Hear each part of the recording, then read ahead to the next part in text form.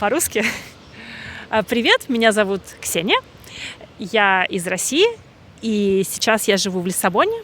Ksenija Šrafulina ni tipična Lizbončanka. Pred 14 leti se je v portugalsko prestolnico preselila iz Rusije. В Лиссабоне я занимаюсь городской мобильностью и организовала движение, которое называется «Возможный Лиссабон». Ksenija se je predstavila v ruščini, pogovarjala pa sva se v angleščini. Je poliglotka. V Moskvi je opravila diplomatsko akademijo, a zaradi težke družinske zgodbe, očeta so ji ubili, izgubila upanje v svojo državo. Well, yeah, my dad was killed when I was 13, so that definitely marked me because I understood that there is no justice. Očeta so ji ubili, ko je bila stara 13 let. Živeli so v mestu Brežnjev, ki se je ob Ksenjinem rojstvu imenovalo še po sovjetskem voditelju Leonidu Brežnevu. Danes ima to polmilijonsko mesto v republiki Tatarstan, kakšnih 800 km iz Moskve, ime Naberežnje Čelni.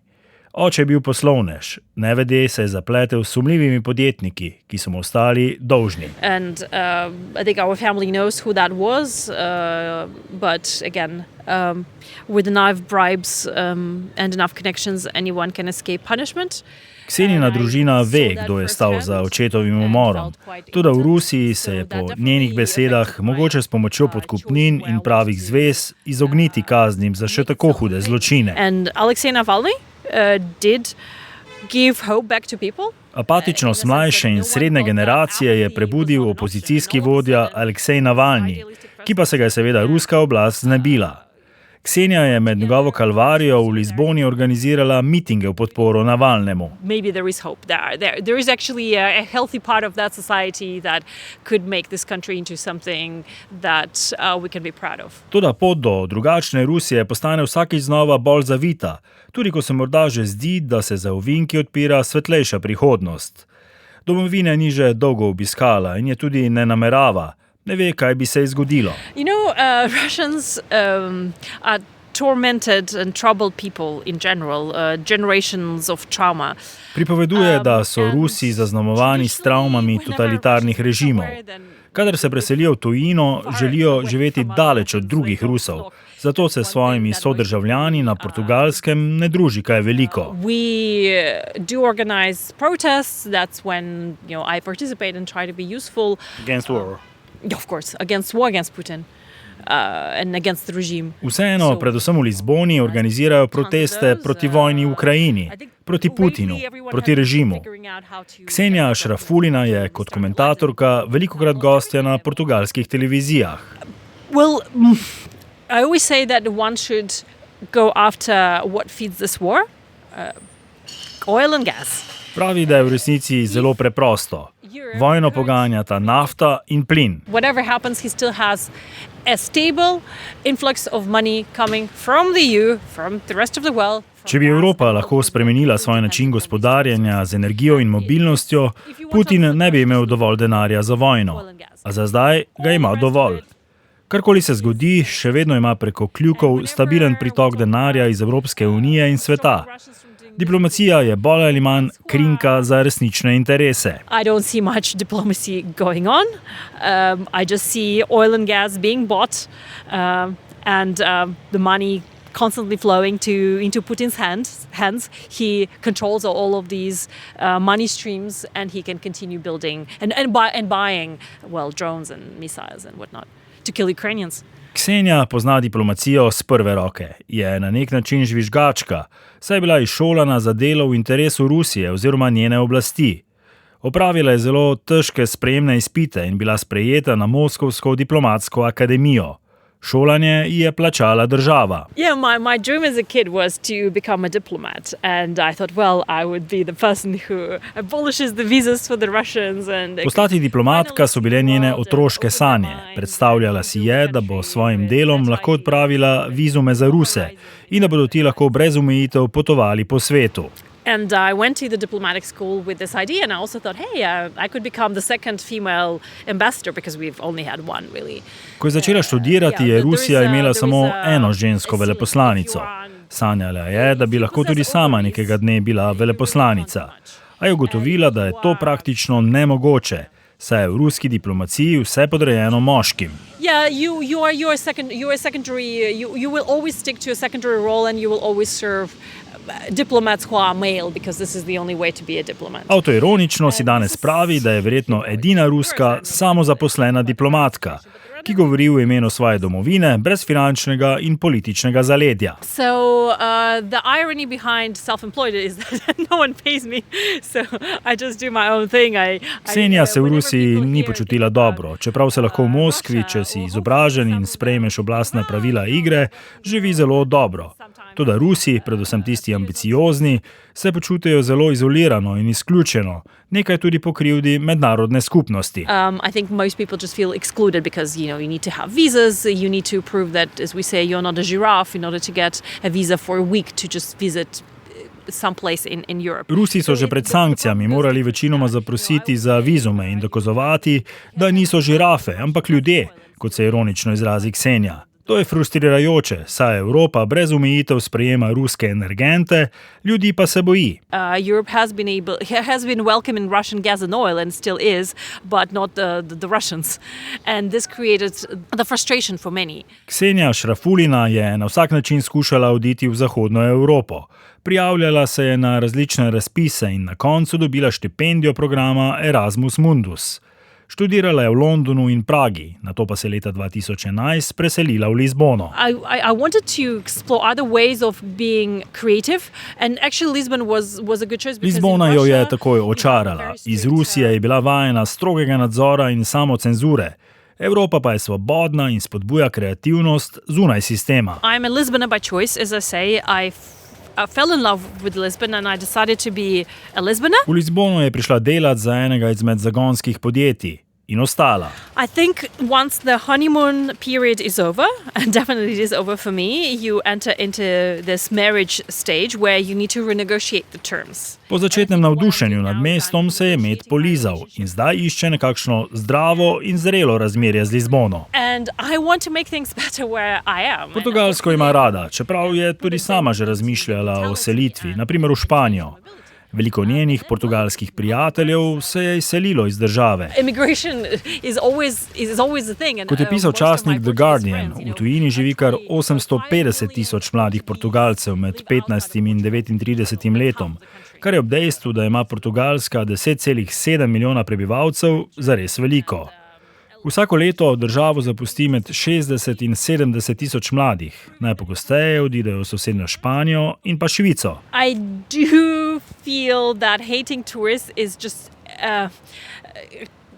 addressing the symptom and not the cause. Ksenija se strinja, da so prestolnica in druge najbolj obljudene lokacije preveč turistične, a po drugi strani ne razume sovraštva do turistov in vse večje nestrpnosti do tujcev. Verjame, da lahko država še bolj napreduje, predvsem na področju kakovosti vsakdanjega življenja. I also, of course, feel that I'm attached to Lisbon. I have my Portuguese citizenship. I worked for it. I feel Portuguese. I am Portuguese. Ima tudi portugalsko državljanstvo, a ostaja Rusinja, čeprav se počuti tudi Portugalka. Zato želi nekaj prispevati skupnosti, v kateri živi. Aktivno državljanstvo je zanjo edina prava izbira. And I want to make things better where I am, and hopefully I can put a dent into the mentality and change the mobility. Je članica večjih nevladnih organizacij in velika ljubiteljica kolesarstva. Lizbona sicer zaradi hribovitosti in stisnjenosti starega jedra ni ravno idealna za mestno kolesarjenje.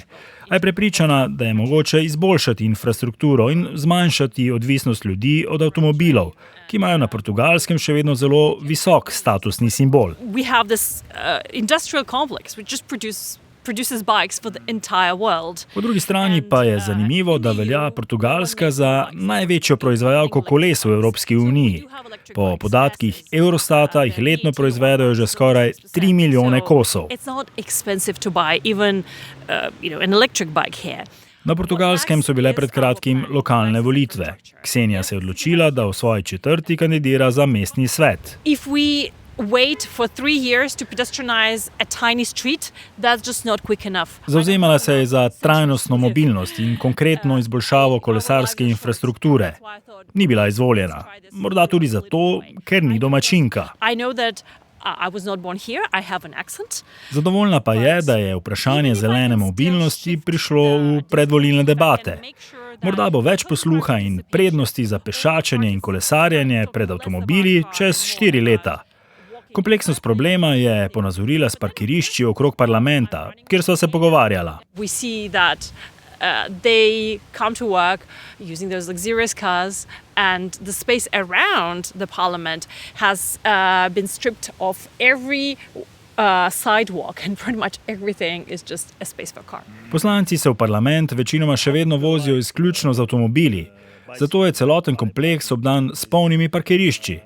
Ker stavba parlamenta stoji na hribu, tudi ni veliko zelenic in se je okoli portugalskega hrama demokracije praktično nemogoče sprehoditi peš.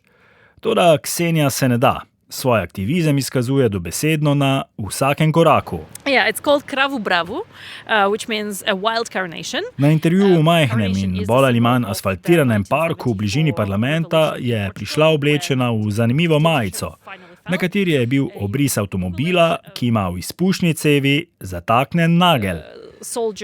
People started putting carnations into soldiers' guns. Gre za simbol portugalske revolucije, ko so leta 1974 zrušili avtoritarni režim. I thought, why don't we put a carnation into the modern gun, which is a car?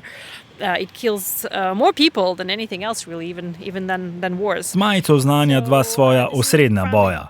Za demokratične spremembe v Rusiji in boj za bolj zeleno, mobilnostno in kolesarjem prijazno Lizbono. Maybe a slightly stretched, but still a metaphor for our energy consumption for gas and oil.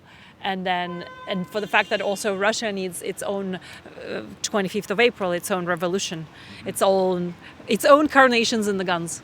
Sama sicer ima vozniški izpit, a lastniškega avtomobila ni nikoli imela. Vozi se izključno s kolesom in javnim prometom. Ksenija Ašrafulina, 40-letna Rusina na Portugalskem, ima tudi zelo zanimiv hobi. Ksenija, which language you are learning now? Turkish was the last one, I think. This was the number 9. Yeah. I'm still learning Turkish. Najraje se uči jezikov. Govori jih že 9, trenutno pa se aktivno uči turščine. Tudi zaradi nostalgije po domačem Tatarstanu. But also, my dad is Tatar. Was Tatar. So his parents and my grandparents didn't speak a word of Russian. They would only speak Tatar. And it's very similar to Turkish. I mean, it's a Turkic language. Njen pokojni oče je bil Tatar. Njena stara starša po očetovi strani sploh nikoli nista govorila rusko, ampak samo tatarsko. In tatarščina je podobna turščini. So I felt home linguistically, acoustically even. Acoustically, it feels home because it's a very similar language. And I just love Turkish. So I would want to really learn it, go back to it, and maybe then Greek. Greek. Great, really nice talk. Thank you very much for your time. Thank you. Yeah. It's like a psychotherapy. You have to go through all your life. Yeah, okay, someone is listening to you actively. It's like, thank you. My friends wouldn't have that patience. Poslušali ste podcast Zgodbe. Lizbono sem obiskal Luka Hvalc. Na mail ali družbena omrežja bom vesel vaših odzivov in predlogov.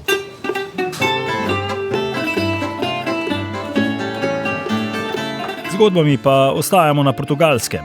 V naslednji epizodi spoznamo nekdanjega fizika in novinarja, ki se je posvetil fadu. Meu nome é Filipe Rebelo. Eu no meu passado fiz muitas coisas na minha vida.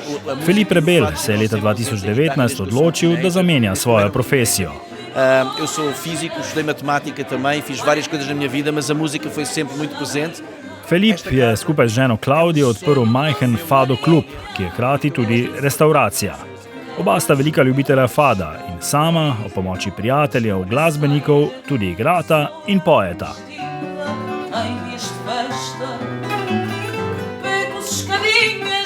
Ruas estreitinhas, onde em cada esquina há bailarim, trovas pelas